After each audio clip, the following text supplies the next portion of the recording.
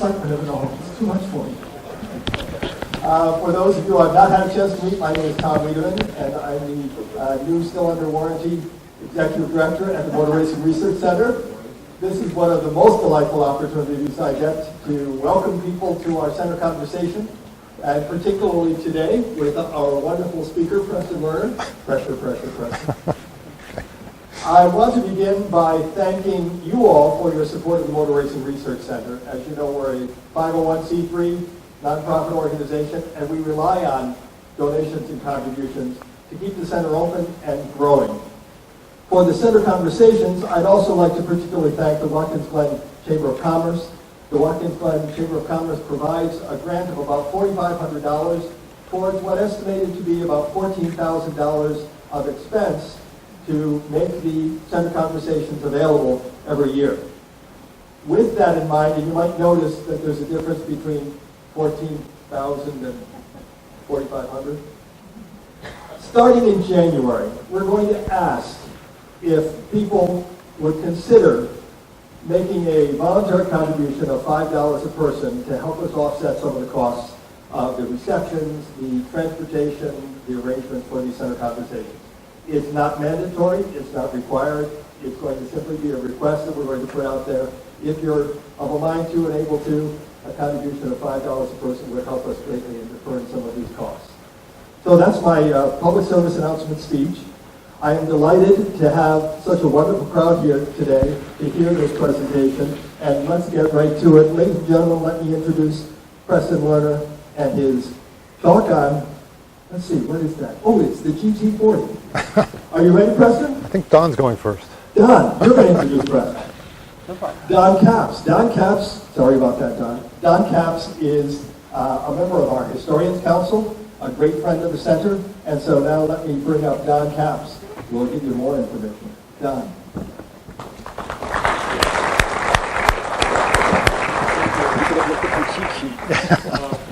The center conversations, which have been going on since, 2000, like late 1999, 2000, they're worth a lot more than $5. I've been here associated with this organization for a long time. And to have someone like Preston and some of the other people would come, this is great. Plus, this is a wonderful crowd today. Preston and I have gone back a little ways, back and forth on some things, a couple books. Preston is a contributing writer for an automobile magazine, and has written several really interesting books. Scarab, which is still the kind of a milestone for that particular mark. He delves into Paul Newman with Mexico. Also, a really wonderful book on automotive mythology, which I enjoyed that one a great deal because it made a very dear lady in England very happy to see something that she had done a lot of research on. You have to read a book, buy a book. But one that's very dear to all of us who are here today is his work on the Ford GT and the Le Mans race of 1966. I don't know how many of you remember back in the dark ages where about 2 or 3 times a year you get a satellite TV beamed in from France on the Le Mans race, and there it was, the American cars coming across the line in the rain. And that was an incredible experience to see it live, all in beautiful color. Any color you want as long as it's black and white. So things have changed a great deal.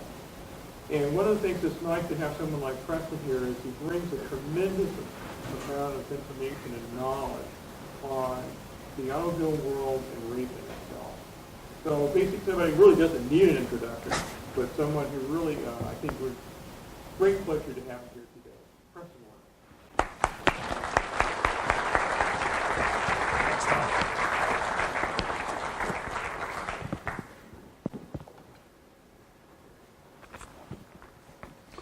Thank you, Don. Thanks also to Tom and Glenda and Josh and Bill and Kip and everybody else here at the International Motor Racing Research Center. This is my first visit.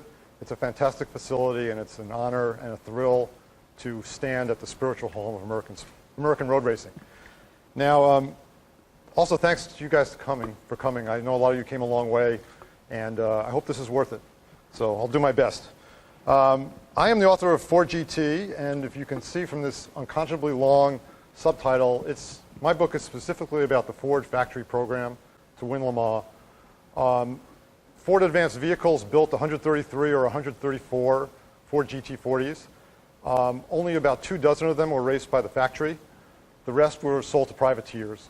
Some of them had some amazing successes. The most famous, and a lot of you here probably know it, was Chassis 1075, which went on to win Le Mans 2 years running in 68 and 69. And there were Ford GT40s that continued to race in club races well into the 70s. So there's a lot of history there, but I'm really focused very specifically on the years 63 to 67 when Ford ran a factory program. While I'm doing the caveats, so I'm a writer by trade and training, and I'm really much better in print than I am in person. So please cut me a little slack here. And the third point is, a lot of stories have been told about the GT40. Several excellent books have been written over the years. There are still some points of dispute, and I reach my own conclusions. Your mileage may vary, but this is the story as I see it, at any rate. The general idea is for me to speak, I think, for about an hour or so, and after that we'll open the floor to questions. And I'm happy to answer as many questions as you guys have.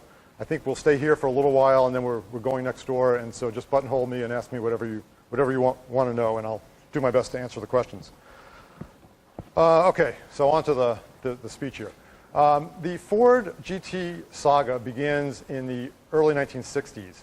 Ford's products have become very stodgy, and the company was losing youth sales and market share to General Motors. So at the tail end of 61, Lee Iacocca was brought in to run Ford division, and one of his primary objectives was to appeal to the first cohort of what we now call the baby boom generation. And one of the ways he wanted to do that was to implement the win on Sunday, sell on Monday concept. And so Iacocca was instrumental in inaugurating the Total Performance program. And the idea was to use racing as a marketing tool to appeal especially to younger buyers. So Total Performance there was a whole bunch of stuff that they did, but the four major components, at least for our purposes, they did drag racing, which was based on the muscle cars that were already coming off the assembly line. They did stock cars with Holman and Moody, and they sent a whole bunch of money down to Charlotte and Motors, especially the 427 big block. They did Indy cars. Winning Indy was their big goal. Created a special motor, the 255 cubic inch twin cam, the Ford 4-cam motor, which became one of the great engines in Indy history. And there was road racing with the Cobras, which were really successful here in the States, and will go on to be very successful overseas. But the Cobra was a GT car, and it wasn't really eligible. It was never going to win Le Mans overall, and frankly, no one in the United States, or very few people in the United States, knew anything except for Le Mans. And Ford had nothing in its inventory to go win Le Mans. So at the same time that these things are going on here in the States, Enzo Ferrari in Maranello, let's see if this works. There he is. He was looking to the future and was worried about what was going to happen. Ferrari was, in certain respect, the polar opposite of Ford, because Ford used racing to sell street cars. Enzo sold street cars to fund racing. And he could only sell so many cars because there was a relatively small market for it. And he was wondering how long he was going to be able to fund the racing program to continue to win at endurance racing at Le Mans, and he was also in Formula One in a big way. So Ferrari let it be known through his emissaries that he might be willing to sell the company. Ford got wind of this. They sent over a bunch of accountants and technicians. They inventoried the factory. They looked at the books. And then this thing works great. Thank you, Josh. They sent over Don Fry, who was Lee Iacocca's right-hand man, to negotiate directly with Enzo Ferrari. And torturous negotiations ensued. They hammered out a purchase price, worked out a whole bunch of, actually put together a contract, and at the 11th hour, Enzo got cold feet, and he left Don Fry standing at the altar. So conspiracy theorists are convinced that Ferrari never intended to sell to Ford, and that this whole ploy was a charade to convince Fiat to buy the company. And in fact, Fiat did buy the company a couple of years later. But as devious as Enzo Ferrari was, I think that's a little more Machiavellian than he truly was. And, you know, my reading of the subject is that the more the negotiations went on, the clearer it became to Ferrari that he was no longer, that if he became part of the Ford corporate empire, he was no longer going to be able to act like an absolute monarch, which is what he's been since he started the company. So he told Don Ferrari he wasn't interested. Ferrari goes back to Dearborn. He meets with Henry Ford II. Henry, known as the Deuce, was the grandson of Henry Ford. He was the CEO and president of Ford Motor Company. He'd been running it since World War II, and he was every bit as autocratic as Enzo Ferrari. And so when Fry tells Henry what happened, Ford was convinced that Enzo had essentially given him the middle finger. And so he told Fry, well, if that's the way he wants it, you go over there and whip his ass. Or he may have said, you go to Le Mans and beat his ass. It's actually not clear exactly what he said, because Fry told the story different ways to different people. But the salient point is that Henry Ford wanted Ford Motor Company to win Le Mans, and he wanted to humiliate Ferrari in the process. So that's what they set out to do. But the problem was Ford didn't actually have anybody in its entire company, which was something like 350,000 employees, who knew anything about international road racing. And the only guy who was sort of knowledgeable on the subject at all was a British transplant by the name of Roy Lunn. And Lunn had run the Aston Martin program that went to Le Mans in '49. That actually sounds a little more impressive than it is, because back then the Astons were essentially, you know, modified street cars. And since after that, Lunn had nothing to do with racing. He worked on the production side of the business for Jowett and then for Ford of England. Then he came over to the States and he worked in R&D at Ford. But in the land of the blind, the one-eyed man is king. So Roy Lunn was tasked with putting together a proposal that would be presented to the Ford management to sort of green-light this program. And Lunn was a clever guy, a clever engineer, and he realized that what Ford needed was going to be a mid-engine monocoque with a swoopy aerodynamic body powered by a Ford V8. And he also roughed out the dimensions of the car, and which he called the GT40 because it was supposed to be 40 inches high. So Lunn and Don Fry go to Ford management. They present this plan. Ford management says, great, hey, go to Le Mans, go win Le Mans. They didn't think it was really going to be that big a deal. You know, Lunn was the one who really understood the enormity of the project that, you know, that the Ford had ahead of it. Actually, before I forget, this is the artist's rendering of the car, which is pretty close to the way it ended up looking, at least the early car. So the problem was there was nobody at Ford who knew how to build a car like this. And in fact, there was no one in the United States who really had any experience with mid-engine monocoque chassis. So Roy Lunn decided to go to England to find somebody to design and build the car that would go to Le Mans. And they considered a couple of possibilities before deciding on Eric Broadley. Broadley had been working in the construction trades in the mid-50s when he built a special to go road racing at the club level himself. And his car was so successful against the Lotuses that other guys commissioned cars from him. And eventually he was successful enough that he created a company called Lola Cars. And in '63 he had wowed the motorsports world with a car called the Lola Mark VI, or sometimes the Lola GT. And this was a mid-engine monocoque with swoopy aerodynamic bodywork powered by a Ford V8 engine, which is to say it was exactly what Roy Lunn was looking for. So Broadley is hired. The company buys a shop, or leases shop space near Heathrow Airport. It forms a company called Ford Advanced Vehicles to build the cars. Broadley brings his small Lola crew over. John Wyer, I think we have a picture of him. There we go. John Wyer, who had become famous for ramrodding the Aston Martin team that won Le Mans in '59, was brought in to run the operation, sort of keep the trains running on time. John Wyer was nicknamed Death Ray. You can sort of get the sense why from the way he looks here. He wasn't a good guy to have mad at you. And then Roy Lunn came over to England with 3 Ford engineers, and they went to work. Now, one of the pervasive myths that really kind of annoy me is that people say that the Ford GT was nothing more than a warmed-over Lola, and that's demonstrably false. It was denied explicitly by Broadley and Wyer and Lunn. The engine was entirely an American product, obviously. It was essentially the 255 cubic inch IndyCar motor with a pushrod valve train instead of a twin cam arrangement. The body, which you saw before, actually had been, a full-size clay had been done before Broadley was hired. Lund had already sketched out the dimensions before Broadley was hired. The monocoque had a lot of Lola stuff in it, no question about it, but it was bigger and more robust, and frankly, the Brits were aghast at how heavy it was. Suspension was pretty much standard race car practice of the day, but the suspension geometry was put together by a Ford engineer back in Dearborn who was using software written in Fortran on an IBM mainframe. Not sure how well that worked. So it was really an Anglo-American collaboration in the truest sense of the word, and I think that's the best way to think of it. The collaboration didn't go all that smoothly, to be honest. There was a serious culture clash, and it wasn't so much between Americans and the English, but it was the Ford guys were formerly trained engineers who were used to working in a corporate environment. You know, they were accustomed to protocols and design reviews and all sorts of formalized procedures to follow. And the Brits were racers. You know, it wasn't that they were shade tree mechanics, but they were used to doing things on the fly and making corrections as necessary. And the two groups did not get along at all. The Americans thought the Brits were kind of bumpkins, and the Brits thought the Americans were stick in the muds.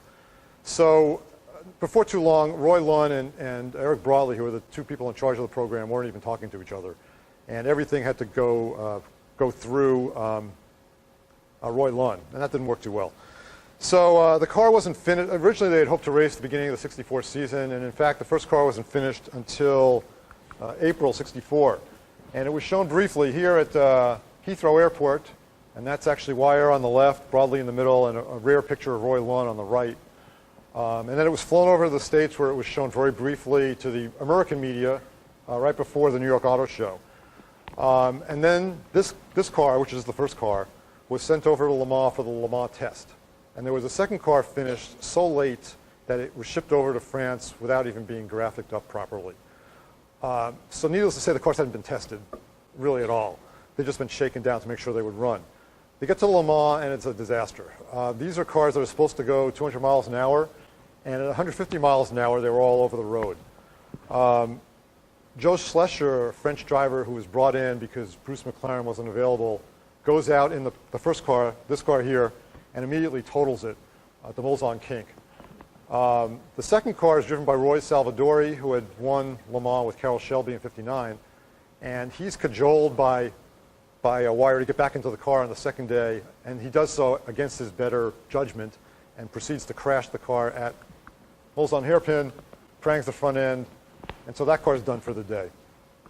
Salvadori was so unimpressed by the car that he immediately quit the program in the interest of his self-preservation, as he put it.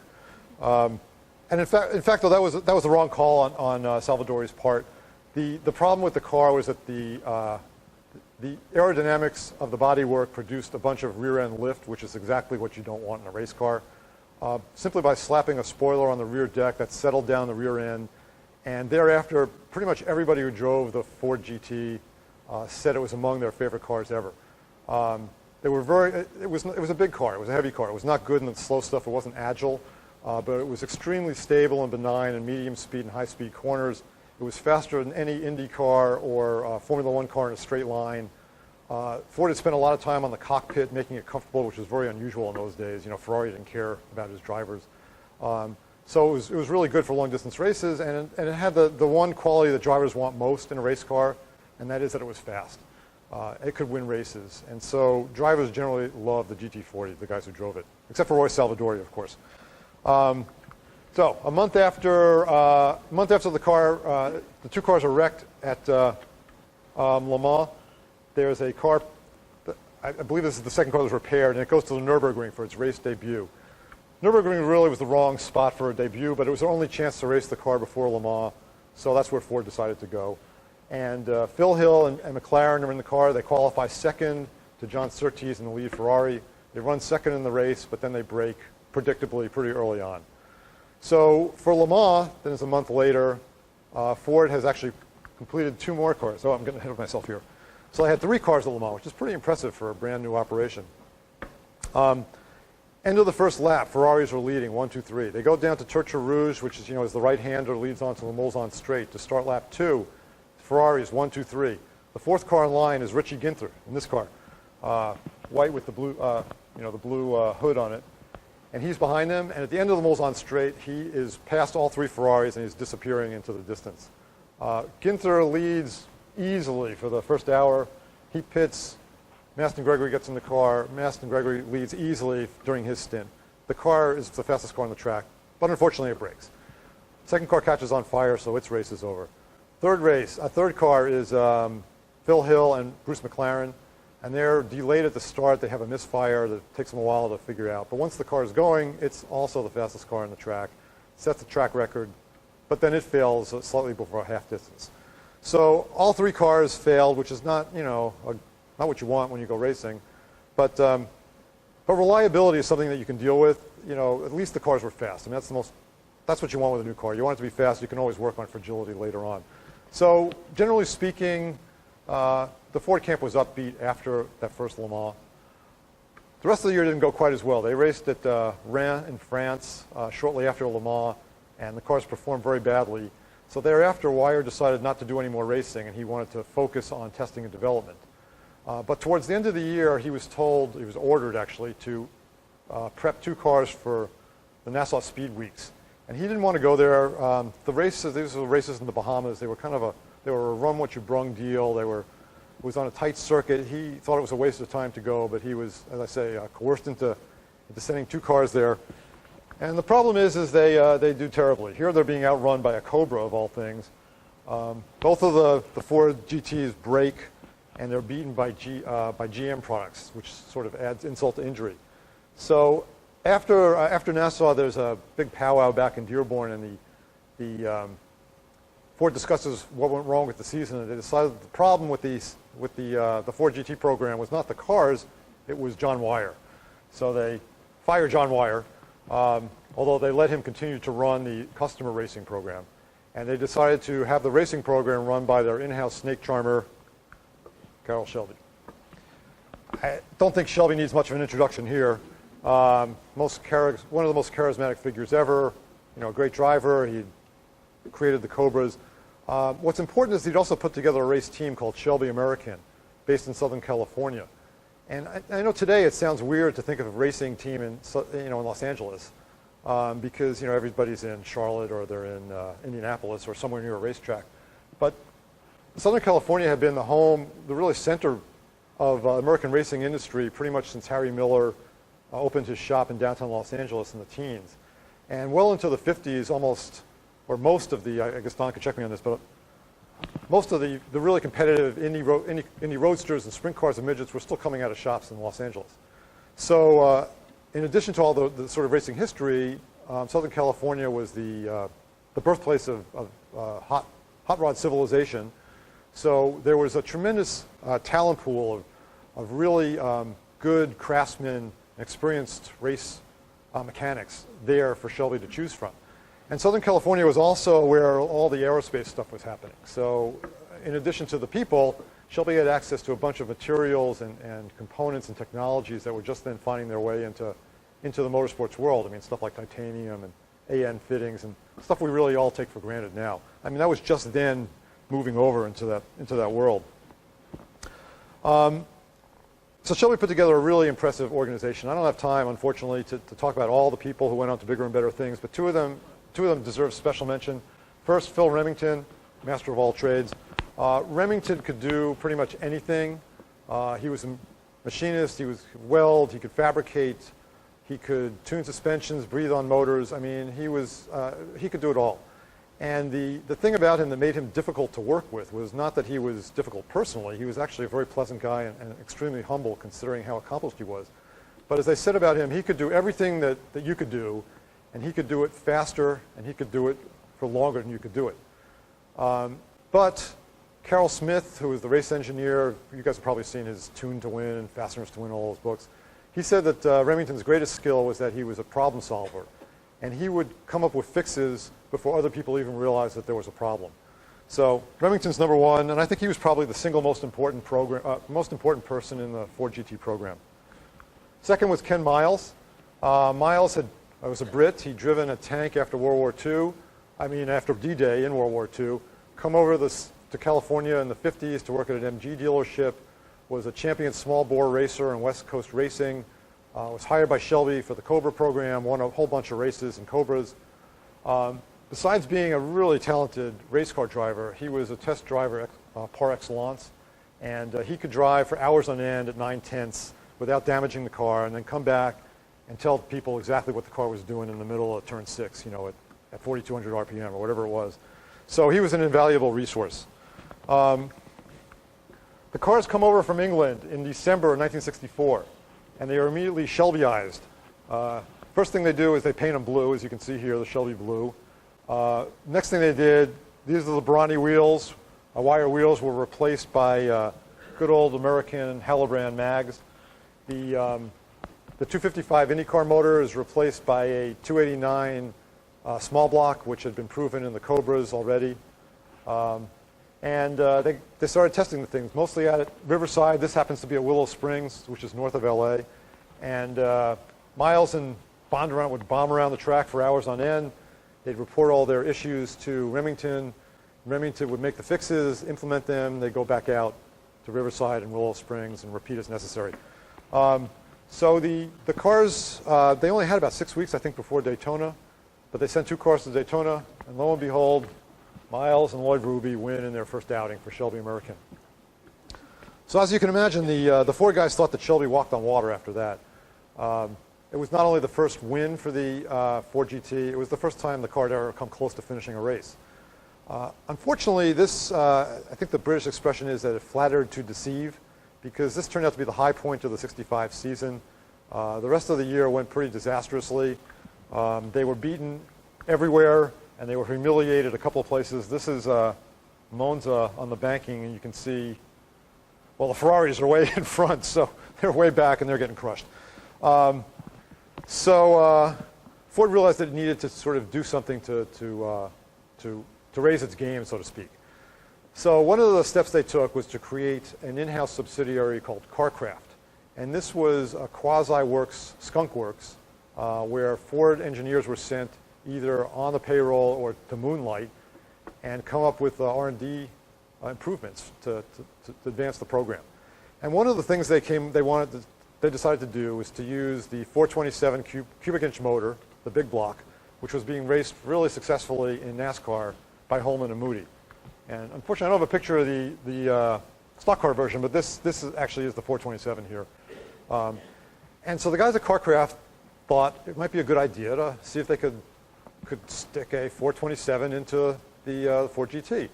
And it really wasn't a particularly difficult conversion.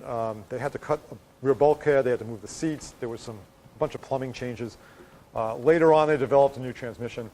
But by and large, it was a pretty simple conversion, you know, by industry standards. And when they finished the car, Ken Miles was dispatched to Michigan to the Romeo test track to see what the car would do. And after shaking it down, he goes out and he pretty immediately gets the car up to 201.5 miles an hour. And when he gets out of the car, Roy London says to him, "What do you think?"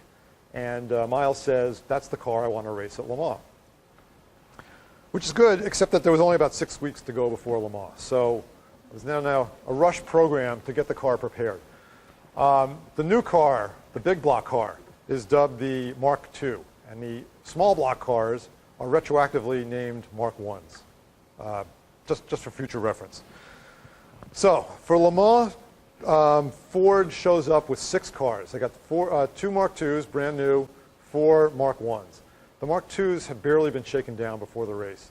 And when they got to the track, they found out they were wicked loose. And that's really a problem in Le Mans, which was one of the fastest tracks in the world. So during the course of practice and qualifying, the Shelby American guys spent most of their time behind the pits, cutting aluminum, shaping it, and then affixing these appendages to the race car. And I don't know if you can see them here, but you have the car was completely clean aerodynamically when it showed up at Le Mans. Here it's got a front air dam, it's got a canards on the front fender, it's got these weird-looking tail fins on the rear deck, and it's also got a big rear spoiler, which you can't see. So the car looked kind of like a Frankensteinish deal, but it was ran like a monster out on the track.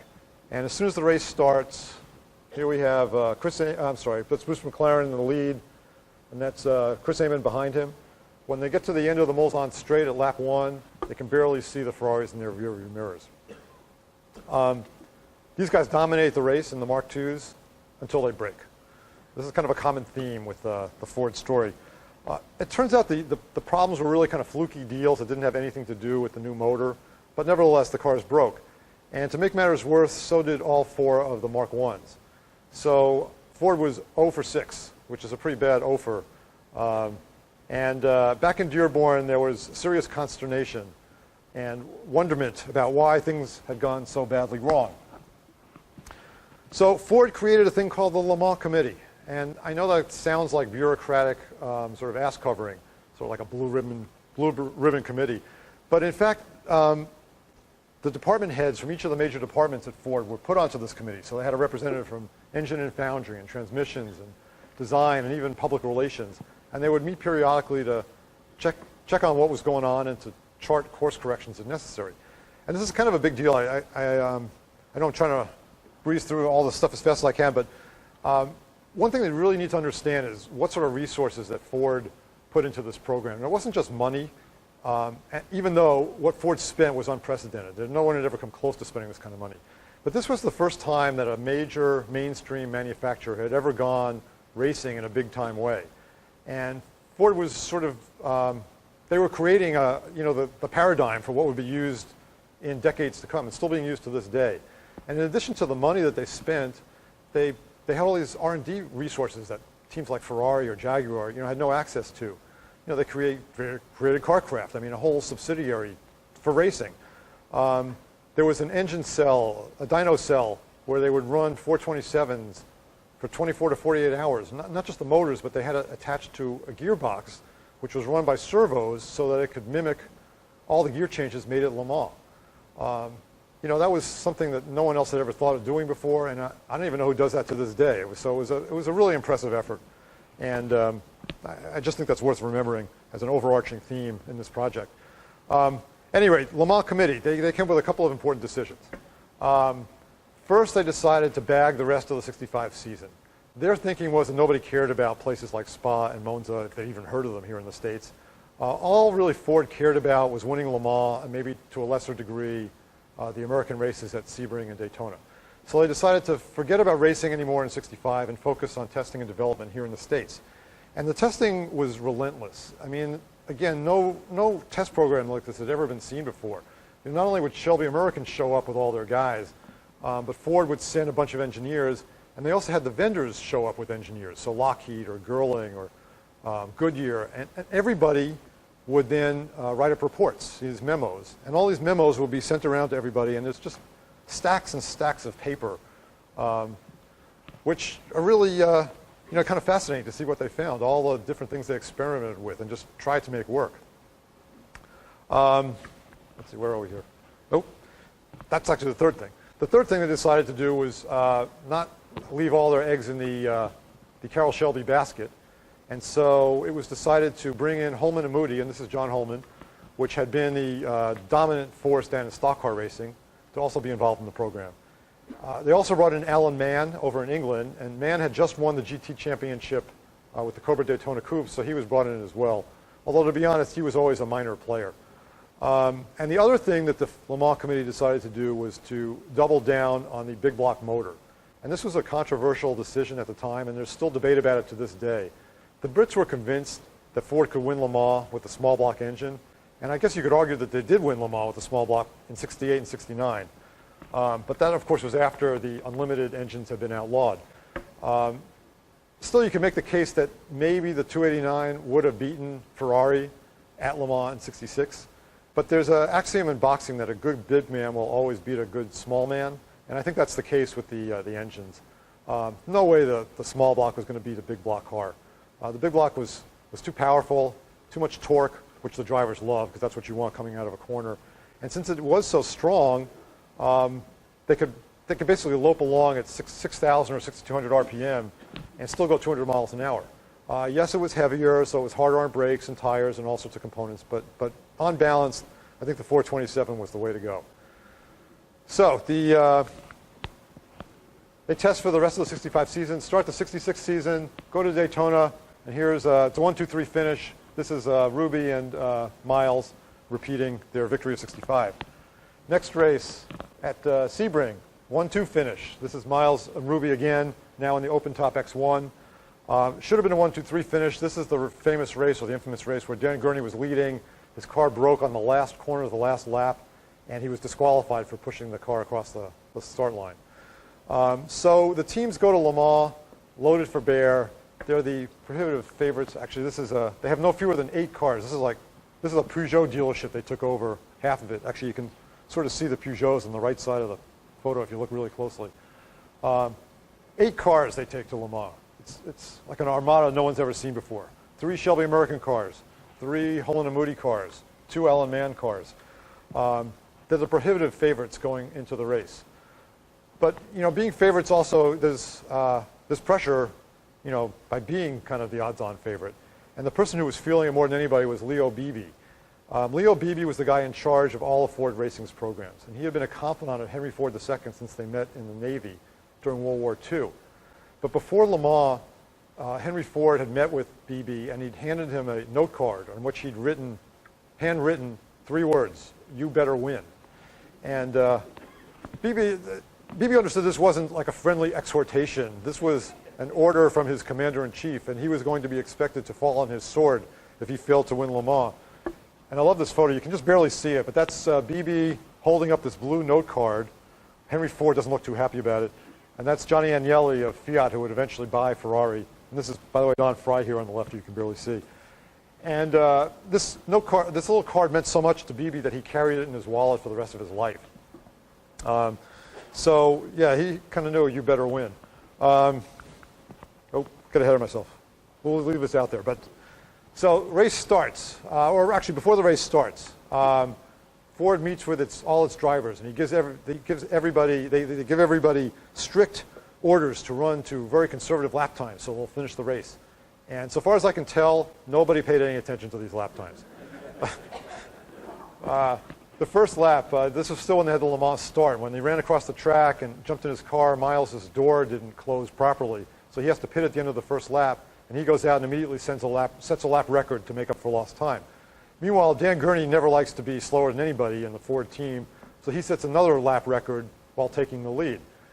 The third Shelby American car was driven by Chris Amon and Bruce McLaren. And Team McLaren, was sort of McLaren's fledgling manufacturing operation, was sponsored by Firestone. Everybody else was running Goodyears. During this race, as you can sort of see here, it rained on and off. The track was greasy. Called for intermediate tires. It just so happened the Firestone intermediate was junk, and kept throwing treads. So they lost several laps replacing tires. And finally, McLaren makes the politically inexpedient decision to get rid of his Firestones, even though Firestone is his sponsor, and slap on a set of Goodyears. And this is when he leans down into the car and tells Amon, well, what Amon told me, he said, was drive the door handles off the door. I believe what Amon told A.J. Bain was go like hell. Whatever, the point was they wanted to run flat out to make up for lost time. And that's what they did. By about halfway through the race, it's Shelby American cars 1, 2, 3. Ferraris are nowhere. It's Ford's race to win. But then, shortly after dawn, Jerry Grant pits from the lead in the car he's sharing with Dan Gurney with the water temp gauges pegged. Head gasket's gone. And Leo Beebe feels a sinking sensation in his stomach. Remember, Beebe's been through 64 where all 3 cars have failed. He's been through 65 when all 6 cars have failed.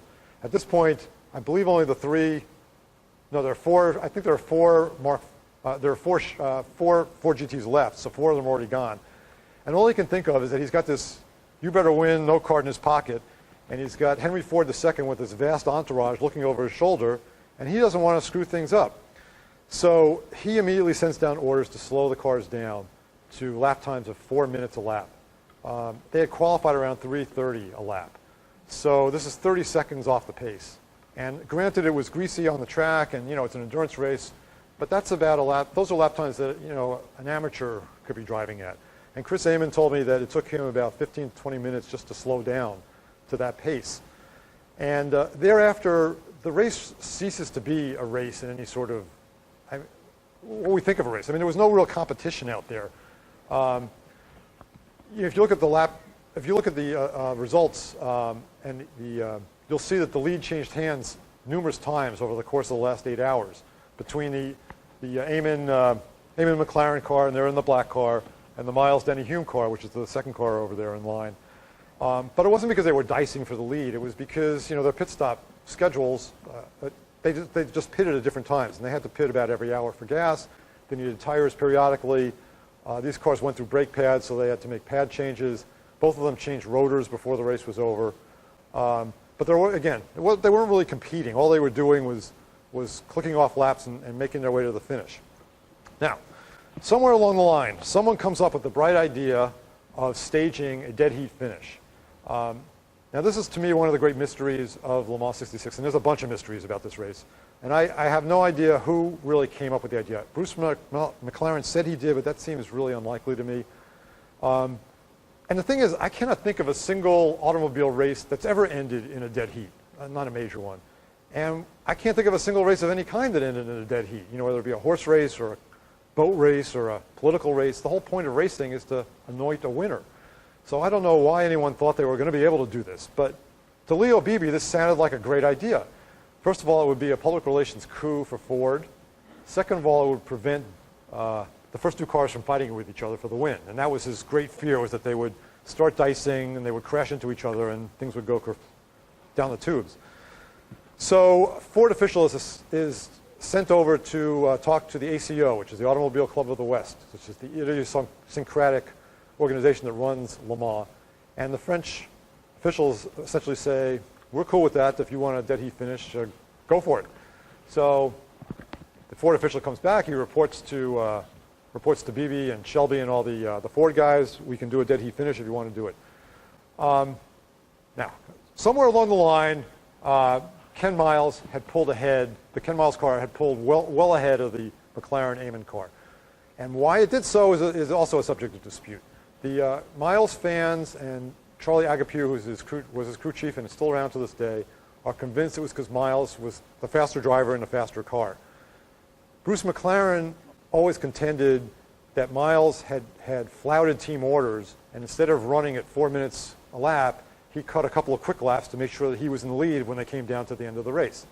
At this point, it's impossible to say what really happened, but the point was, as they got down to before they were to get into their cars for their final stint, both McLaren and Miles were brought over to talk to the Ford Brain Trust, and they were told, Miles, you slow down, let McLaren catch up to you. And also there was by this time there was only one other Ford left, and that was a Holman and Moody car being driven by Dick Hutcherson, who was a stock car ace who admitted later he had no business driving at Le Mans. He was completely out of his element. I mean, you can imagine also in the rain and at night. He never even turned right before. And he's in third place, but he's 10 laps down. So Miles and McLaren get in their cars for their final stint, and they start circling around. Miles slows down, McLaren starts to catch up. Meanwhile, a Ford official comes running breathlessly into the Ford pits, and he says the ACO has changed its mind. They're no longer going to allow a dead heat finish. If the cars finish side by side, the car that has covered the greatest distance will be declared the winner. Now, it just so happened that Miles and Hume qualified second, as I recall, and Eamon and McLaren qualified fourth. So therefore, Eamon and McLaren will have covered about 20 more feet than the other car, and it would be declared the winner on that basis. Problem is, there are no in-car radios back in 1966. The only way to communicate with the drivers is via pit boards, which are shown at the Mulsanne hairpin. And it's pretty hard to get this whole thing in writing, I think, while the drivers are going by. Theoretically, they could have pitted the cars to tell the drivers what was going on, but no one wanted to take the chance, I think, of an unscheduled pit stop for no particularly good reason. And also, from Leo Beebe's perspective, all that could happen was bad things if the guys understood the situation, because Miles might be encouraged to start racing with McLaren for the win. And that's exactly what he didn't want to happen. Again, there are a lot of people who think that Beebe purposely screwed Miles out of the win. And I find this a little difficult to believe. I mean, Miles, understand, was a little difficult personally, and I guess you could argue that he had flouted team orders earlier in the race, if he did flout team orders earlier in the race. But, he'd been a stalwart of the program. He had done most of the testing and development. He knew the Ford guys really well. He was coming off wins at Daytona and Sebring. I mean, I don't see any reason why they would have wanted to hang him out to dry. I think BB's issue was he didn't want anything to go wrong. And he didn't particularly care who won the race as long as a Ford won the race. And from his perspective, it was safer to do nothing. So he did nothing. And the cars continued on to the finish. And this is the famous finish. In this photo, as you can see, this is McLaren leading with with Miles lagging back. And so there are schools of thought that say that McLaren goosed the throttle to steal the victory. And some people claim that Miles purposely held back to show his disgruntlement at Ford for denying him the victory. In fact, Miles says that the real finish line is actually back to about 10 yards from there. And he said when they crossed the timing line, there was actually a wire, that they were as close to being dead even as they could. And nobody knew what was going on, in the pits. Even in the Ford camp, they weren't exactly sure what was going to happen. And there's a fellow here, Bill Benet, who was actually there in '66, who was actually there while this was going on. Nobody in the stands knew what was going on. Chris Amon in the pits didn't know what was going on. He didn't realize that he was the winner until they started pushing him toward the victory rostrum. On the other hand, Ken Miles thought he had won the race, and he actually tried to drive his car to the victory rostrum, and he didn't realize that he was second until they wouldn't let him go there. But for Ford's perspective, Ford couldn't have cared less either way. To the United States, no one had heard of any of these guys. You had a transplanted Brit and 3 guys from New Zealand. All the people in the United States knew that a Ford had won, finished 1, 2, 3, vanquished Ferrari, mission accomplished. Which is why Henry Ford is the only guy who looks really, really happy here on the victory rostrum. Now that's Amon and McLaren, and to me their smiles look a little bit sheepish. A couple of minutes after that, Miles and Hume are more or less pushed onto this rostrum, and there's a pretty telling photo of Miles, who looks like he's gritting his teeth while he's grinning, clearly not happy to be there. The only person who looks really elated is Henry Ford, and that's important to note because a week before the race, Henry Ford had told reporters he figured this would be the end of the program after Le Mans. And when you think about it, this was the perfect place to end the program. They just finished 1, 2, 3, beaten Ferrari, done everything they'd set out to do. All that could happen from now was things could go downhill. So the thing is, though, again, and I know a lot of you people are involved in racing. Racing is a brutal, cruel sport. There's so many things go wrong so many times that when you win any race, even at the lowliest club level, you're just so happy. At least I'm so happy. So you're just elated, and you can see Ford here. He's just jazzed by the whole thing, and he's so amped that when they ask him, "Well, what are you guys going to do now?" he says, "We're going to come back and do it again." And I think this came as a surprise to all the people at Ford. I don't think anyone really figured there was going to be a 1966 program, but a 1967 program. So a lot of people, sort of the Ford saga ends here. But I actually like the rest of the story, which is just one more year, and I'll try to get through it as quickly as I can. Because to me, it's the best part of the story, even though it's sort of a postscript in some respects. After Le Mans, Alan Mann is let go. Holman and Moody plays a larger role in testing and development, and they incorporate a certain amount of NASCAR technology into the race car. Most notably, there was a heavy-duty roll cage, and this turns out to be a big deal, at least to Peter Revson, because it's thought to have saved his life when he barrel rolled his car during testing at Daytona. And again, they test and test and test and test, and they do so much testing that they rename the cars as Mark IIBs. Actually, I think I forgot to mention the 66 cars were called Mark IIAs. But at any rate, so the Ford goes to Daytona to begin the 67 season, and they figure they're going to have more of the same, going to beat Ferrari again, going to be a nice, easy year. Instead, they run into a buzzsaw, and it's called the Ferrari 330 P4. This is a gorgeous car. It's a car that sounds spectacular. It's agile. It's fast. It's as iconic in its own way, the P4 is, as the Mark II was. And at Daytona, Ford has like a catastrophic race. There was output shafts for the transmissions were improperly heat treated, and every one of them fails. This is a bunch of roasted trannies just sitting out there outside the garage. Only one car finished the race, and it was way back. The Ferraris finished 1, 2, 3, and they managed the picture-perfect line abreast formation, at the finish that Ford kind of botched there at Le Mans. So, and then to add sort of insult to injury, after the race, Chris Amon, who had moved over to the Ferrari team, said the Ford handled like a truck compared to the Ferrari. So the Ford guys weren't too happy. But besides being humiliated, there also a sense of, well, what do we do now? They just spent 6 months developing this Mark IIB, and it had just been trounced by Ferrari at Daytona. Then it's conceivable the Mark II might have been able to beat Ferrari at Le Mans, which was a track that favored the Fords, but it definitely wasn't a done deal. So Phil Remington came up with a plan B, or sort of a plan J, as you might want to call it. And I got to backtrack really briefly to why that is. So from the very beginning of the program, everyone understood excessive weight was the biggest issue with the Ford GTs. And there have been all sorts of efforts to lighten the cars. They used aluminum bodywork and actually an aluminum chassis. They cut the tops off. But eventually a Ford engineer by the name of Chuck Mountain, who had been one of the guys who had gone over to England in '63 to work on the original car, found a company in western Massachusetts called Brunswick. And it made a bunch of consumer products, and one of them was actually bowling pins, believe it or not.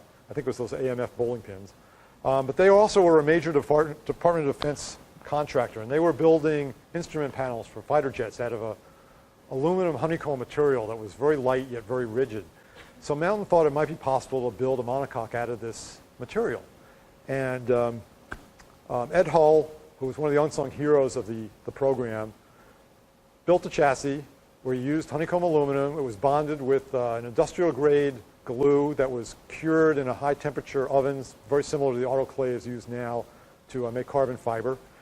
Oops, wait a second, I just remembered. Here it is. This is the chassis. And around this monocoque, Ford Styling put together a radical-looking bodywork. It had these protrusions at the front that looked to me like lobster claws. And it had this high, long rear deck, which has actually been modified here a little bit already, but it resembled a bread van. And they dubbed this the J car. And this is, well, actually, it says here, this is the Le Mans test in '66. And the J car actually was slightly faster than the Mark II, but only slightly. And most of the drivers, well, actually all the drivers except for Amon, preferred the Mark II. So it was decided to race the Mark II in '66 at Le Mans. And that was the right call, obviously. They finished 1, 2, 3. But they continued to test the J car after Le Mans. And so Ken Miles was in the car at Riverside in August. They're testing 2 experimental semi-automatic transmissions. And on the back straight, while he was doing something like $180 or something like that, car goes out of control. No one to this day knows exactly why. All sorts of theories. Some people say they thought the bodywork was aerodynamically unstable. I find it hard to believe. Some people thought the honeycomb aluminum actually came apart in the monocoque. Some people think the brakes locked. I think the most likely thing was that the transmission froze in gear. Anyway, the car goes off the track, high speed, barrel rolls, Miles is ejected, and he's killed on the spot. And that's probably the lowest day in the history of the Ford GT program. And that also ends, as you might imagine, development of the J car. Until Daytona 1967, when Ford has nothing else in its cupboard to beat Ferrari. So Phil Remington comes up with the idea of using the J car. He thought it was a good chassis, and he thought the problem was the bodywork, which he suspected was very draggy, is the way he put it. So Remington flies to Dearborn with 2 of his top fabricators, and they take the car into the wind tunnel. And Remington literally starts hacking away at the bodywork and reshaping it totally by intuition into the shape that he thinks will work well. He gets finished. They run the car through the tunnel. The numbers look good. They immediately ship the car out to Kingman, Arizona, a high-speed test track that Ford has out there. Straight out of the box, the Mark IV is 5 miles an hour faster than the Mark II. So Ford decides, hey, I think we got something here. And they named the car the Mark IV. And the reason why they didn't name it the Mark III was because the Mark III was the name reserved for, there was a streetcar version of the GT40, of which they built, I think, 7 total. Ford decided to have a kind of gong show bake-off between the Mark IV and the Mark II at Sebring. So Shelby American Actually, a whole new Mark IV is built up. This is the car the Shelby American was running with Mario Andretti and Bruce McLaren. Holman and Moody was running one of the Mark IIBs. And McLaren puts this car on the pole and then races with the Chaparral. They dice for a couple hours until the Chaparral breaks, and the Mark IV wins easily. The Mark II is literally miles and miles behind. This is one of the rare occasions where a car straight out of the box wins its first race, a major race anyway. And the Mark IV actually only raced 2 races, and it won both of them, so it had a pretty good winning record. After Sebring, after Sebring, Ford decides to build 4 brand new Mark IVs. I mean, the resources they had at their disposal were pretty incredible. And this is the Gurney Foyt car, the really famous one, which is still owned by Ford, the only one that they still own. And Ford goes to Le Mans with 4 Mark IVs with 2 Mark IIs as backup. McLaren puts one of the Mark IVs on the pole, but the Ferrari and Chaparral are right there. And clearly this isn't going to be a cakewalk this year. First of all, Ferrari had crushed the Fords at Daytona, and they'd been faster than the Mark IV in the Le Mans test. Chaparral was the most sophisticated race car in the world in 1967. This was the 2F, the high wing car with the adjustable wing and the semi-automatic transmission. So, you know, Ford had a real race on its hands. It wasn't like 66 where they were just waiting for the Ferraris to fail. McLaren's on the pole, the Chaparral and Ferrari's right there. The slowest Mark IV, strangely enough, is Dan Gurney. And since then, there's sort of this mythology that has grown up that Gurney was sandbagging because he didn't want to embarrass his co-driver, A.J. Foyt. And Gurney denies that this was the case. I mean, Foyt was not a very experienced road racer, but he was A.J. Foyt. I mean, he was going to go fast, and he did go fast. What happened was that Gurney was consciously following the example of his friend Briggs Cunningham. And Briggs was not a very fast driver, but he always finished at Le Mans. And whereas Gurney had DNF'd in 7 out of his 9 races there. So Gurney decided that he was going to go slow. And he was going to especially go slow in the brake zone for the Mulsanne hairpin. What would happen was the cars were going 215 miles an hour down the straight. Then they had to brake down to about 35 miles an hour for the hairpin. And you can imagine how hard that was on brake pads. Also, the brakes would get extremely cool on the Mulsanne straight. And when you hammered the brakes, the rotors had a tendency to crack. So what Gurney decided to do was, instead of braking at the 300-yard marker or whatever it was he decided he could late brake at, he was backing out of the throttle around 600 yards out, letting the aerodynamic drag slow the car down to about 160 miles an hour. And then he was lightly getting into the brake pedal to slowly build up temp so that he would preserve pads and save the rotors. The other reason why he wasn't particularly fast during practice was he was adamant about making the car handle well through the Mulsanne kink. The cars were dead flat through the kink, even at 250 miles an hour. But when the car wasn't handling well, it was a bit of a handful. You really had to concentrate. You had to use all the road. And that was a problem if it was, when it's dark, it might start raining. There was always traffic at Le Mans. Gurney wanted to make sure he could get through the kink literally with one hand on the steering wheel. So he worked for a long time in practice, fiddling with the suspension and adjusting the rear spoiler until he transformed the car into what he described the handling as being like a big American luxury car that was perfectly stable and really comfortable and just gobbled up miles. So that's how he was ready to go. And the race begins. Ronnie Bucknam takes the lead strangely enough, in one of the Mark IIBs, and he holds the lead for the first hour. But Gurney was behind him, and he thought that Ronnie was driving pretty hard to stay there. Gurney takes the lead after the first hour, and he and Foyt lead for the next 23 hours. At one point, they were 8 laps ahead of the lead, and this is them at the end of the pits, as you can see, approaching the Dunlop Bridge. All the other Fords run into trouble. Mario Andretti famously crashes in the S's, and both of the Mark IIs get caught up in his crash. So there are 3 Fords wrecked in literally 1 minute. Lloyd Ruby beaches his Mark IV in the sand. McLaren loses the bodywork on his Mark IV while he's on the Mulsanne straight. Then he has to trundle around to go back around. He has to go back out to find it. Loses a whole bunch of time, and he finished way back. It was pretty. So while these guys are in the lead, the Ferraris are the best of the rest. And the Ferraris were really good, but they weren't fast enough to catch Foyt and Gurney. So Ferrari realized their only hope of winning the race was to break the Ford. So Mike Parks in the P4 was sent out to harry Gurney into driving faster than he wanted or ought to drive. And Parks got behind him, as you can see here, and he started juking back and forth and flashing his brights, and then he would outbrake him in the brake zone at the Mulsanne hairpin and down near Arnage, and generally behaving like what Gurney called a pain in the ass. And Gurney got tired of this, and after a couple of laps, when he got to Arnage, which is the slow right-hander on the backside of the circuit, he pulled off the circuit, and he parked the car, and he just sat there in a neutral with the engine running. And Parks pulls off behind him, and the two cars are sitting there. And to me, I think this is the most surreal moment in the history of automobile racing. It's the middle of the 24 Hours of Le Mans, and the cars running 1-2 are sitting on the side of the road like Uber drivers waiting for their fares to show up. So I love that. But Gurney was content to sit there as long as Parks wanted to sit there. So after about 10 or 15 seconds, Parks finally takes off. Gurney takes off after them, and the race proceeds to the finish. They didn't run very hard thereafter. They didn't have to. They won by, I think, 4 laps, set a new record. Foyt took the last stint. That picture at the beginning was, if you recall, there was Gurney sitting on the hood as they went to the victory rostrum. And here they are at the rostrum, where Gurney famously shakes up his magnum of champagne, pops the cork, and sprays the crowd. Supposedly, this is the first time anyone had ever done this before.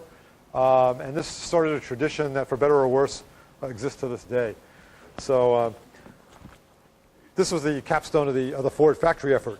About a week after this, Don Fry announced that Ford was getting out of Le Mans racing. Ford had actually prepared, they had plans for the 68 season, but they shelved them. They didn't want to spend any more money. What more could they do? Shortly thereafter, the CSI, which, as I recall, was the predecessor of the FIA, or somehow, I don't know the exact relationship, I'm sure Don knows. But they changed the regulations and they outlawed unlimited-sized engines. They did make a little bit of a mistake there. They created Group 4, where they set the engine limit at 5 liters, and they said the cars had to be homologated. Well, as it turns out, the GT40s, of which there were more than 100 out there, was easy to homologate, and it ran a small block 5-liter motor, 289s and also 302s.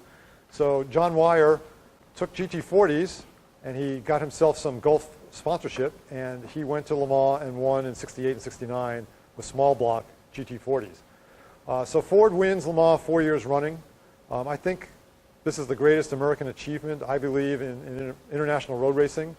Most of the Ford people, and I suspect most people generally, think the 66 is the best victory. Personally, I like the 67 win. Genuinely all-American car, all-American drivers, a really competitive race, and tremendous performance.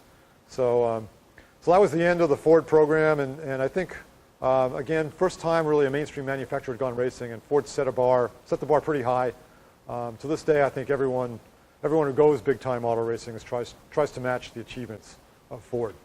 So I'm going to open the floor to questions if anybody has any questions, but I did want to mention a couple of names here.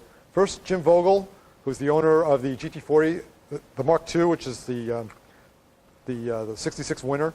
And he's here, and that's his car over there in the lobby. Bill Benet, who I pointed out before, who was here in 66. And also Calvin Lane, who is here somewhere. I didn't see him, but he was here. He was there at Le Mans 64, saw the cars run. So if you guys get a chance, you should chat with them a little later today. So anybody has any questions, just lay them on me, and I'll do my best. Yes? Where is the The Mark IV, it's very interesting because Ford didn't understand, I think, what they were doing, and they had no interest in their history. And the actual 66 winner ended up being sold, but the Mark IV they knew was a big deal, and they kept that. It's in the Henry Ford Museum in Dearborn to this day. It's never run since 67. So, and actually there was some damage in transport a couple of years ago, and it was sent to All American Racers, and Dan Gurney's team actually did the restoration of the car.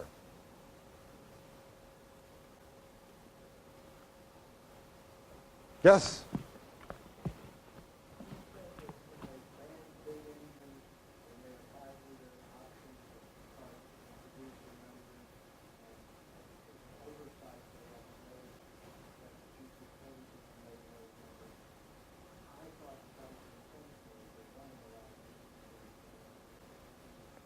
Well, you could be right. I think the idea was, so prototypes were limited to 3 liters, and remember this is when they'd gone to the 3-liter formula in Formula One, and I think the expectation was that, 3-liter prototypes would be the thing to beat, because they'd have Grand Prix motors in them done up for endurance racing. But in fact, no 3-liter motors ever really lasted long enough to do the 24-hour. So you may be correct, but I think the French wanted to see somebody besides Americans win those races. So I could be wrong.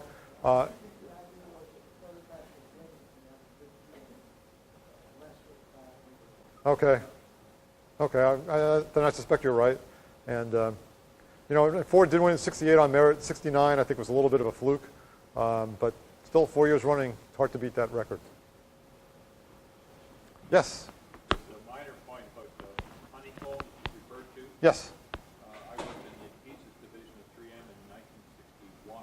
Uh-huh. And at that time, I was led to understand that that was a well-established aero technology at that time. We were making adhesives. Oh, really? You said supposedly failed or might have failed. Right. But we were making adhesives. That's how I came across it. But that was a well-established technology, and planes, lots of planes in the air using that honeycomb technology in 61, as I understood. Yeah, I find it hard to believe that the Bond failed. I mean, but I think this is interesting because this is the era when, again, where aerospace technology is making its way over to motorsports for the first time. I mean, now we take all that stuff for granted, but this is when it was really starting to happen. So I think it's. But it wasn't. It wasn't new to. Invented in No, but it wasn't. It wasn't new to aerospace, but it was new to racing. So yeah, I guess that was the point I was trying to make. Yes. Yes.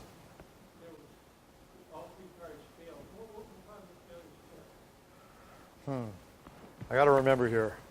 I need to look at my book. Well, one of them caught on fire. There was a fuel leak, as I recall, and it just ignited off the headers, I think.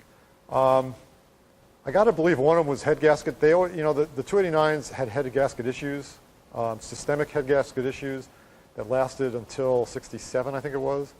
So I got to believe one of them was a head gasket, but I really honestly can't recall offhand what it was. The other issue in '64, the only transaxle that existed that they could run was the Colati Type 38, and that, I think it was 38. It had been developed for the IndyCar, for the 4-cam Indy motor. And, those cars weren't shifted. I mean, they got into top gear. They were just shifted to get in and out of the pits, and they weren't really meant to be shifted a lot. But that was the only transaxle that was available, and it failed over and over again. So actually, one of them may have failed as well. Later on, they developed for the big block cars, the top loader, 4-speed that you'd find in any sort of 427 muscle car. They did a race version of that. They dubbed it the T44, and that was kind of bulletproof. So, yes. Did Hoyt defer to Gurney? I mean, in terms of the car setup? Yeah, absolutely. Voigt explicitly said, whatever you want to do is fine with me. And I have to confess that Voigt's one of the only people that I was never able to talk to. And I've actually tried to talk to, I did a book on the Scarab, as Don mentioned a couple of years ago, and he wouldn't talk to me about that book either. I don't know why. I've talked to him about other subjects, but the road racing stuff he never would talk about. I have no idea why. But yeah, I mean, he clearly understood he was the junior partner in that team, but I just wanted to disabuse people of the idea that Voigt was some neophyte out there. I mean, he was probably the greatest driver in America at the time, and he had just won Indy like 2 weeks previously. He had actually raced the Scarabs pretty successfully, the rear engine Scarabs in '64. So his problem was he'd never been to Le Mans before, never raced at night before, and he didn't get any practice time because actually the windshields, which were made nearby in Corning, kept breaking during practice. So that was one of the problems they had that year. Yeah. Yes. Sorry. Question regarding the rivalry between Ford and Ferrari.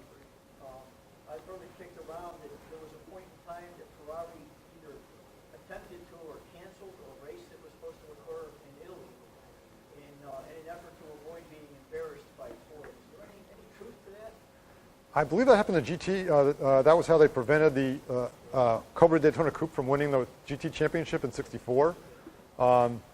And I don't remember the details, but yeah, it was like some chicanery that Enzo cooked up to make sure that they kept the championship. The GTO, the 250 GTO, I think won the championship, and it was long in the tooth by that point. But I don't think that happened. Nothing like that happened in the Le Mans stuff. But there's only because Ferrari couldn't come up with any solutions, I guess. He would have done it if he could have. Oh yes, I'm sorry. What did Henry Ford's Italian wife say about all this? And second question, how long were these GT40s run on the circuit? I remember one came in the fifth in my mind. Was it a race in Mexico and the mechanic that Shelby was underneath the car? There was a big fire. Oh really? Was that a habitual problem? These things catching on fire? I don't think so. First, yeah, Henry's Italian wife, very glamorous. Supposedly, she placed a bet on Ferrari in '67, I think, or '66. But I don't know how well that didn't go over too well apparently with the Ford guys. Yeah, I don't know really when the. I mean the. I'm not sure how long the GT40s were raced for. I mean it was a long time. You know, again, you might want to look at the Ronnie Spain book is really well done, and there's several other books that sort of deal with the privateer years. I don't recall having any habitual, systemic problems with fires in those cars, so maybe that was just a bad deal there in Mexico City.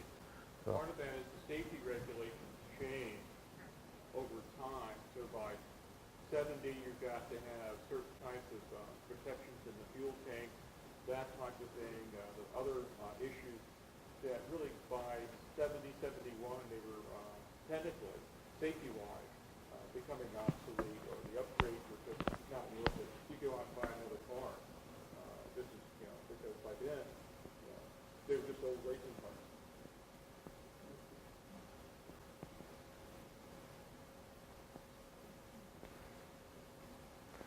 Well, if nobody, I'm happy to answer more questions. Though, we go over there if you want to ask me anything informally. But if not, I really appreciate you taking this time. It was a pleasure for me to do this.